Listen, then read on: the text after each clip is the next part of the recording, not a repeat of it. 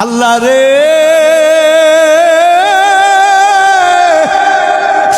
এই গুনাহগুলি নিয়া তোমার দরবারে কেমন করে হাজির হব আল্লাহ, বড় ভয় লাগে। অন্তরের ভিতরে বড় ভয় জাগে গো আল্লাহ।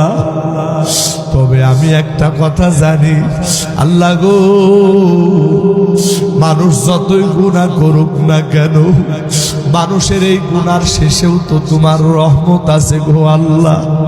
আল্লাহ আমি শুনেছি মানুষের গুনাহ যতই বড় হোক না কেন আল্লাহ, মানুষের গুনাহ থেকেও নাকি তোমার রহমতের দরিয়া আরো বিশাল। ওগো মালিক, জীবনে তোমার সিজদা দেই না,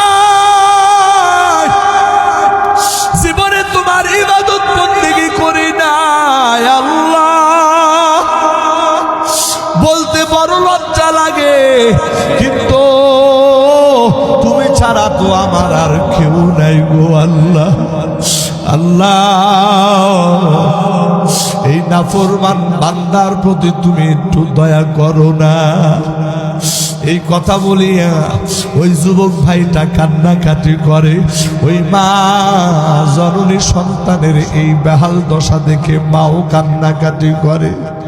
একটু পরে যুবক মায়ের হাতটা চাপিয়া ধরিয়া মাকে ডাক দিয়া বলে, মা আমি তোমারে দুইটা কথা বলবো।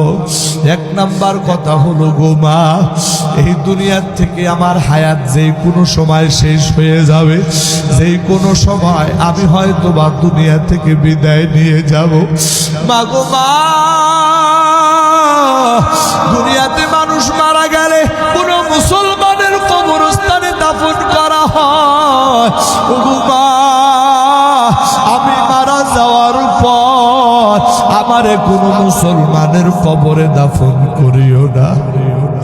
আমি যে কত বড় পাপী গো মা,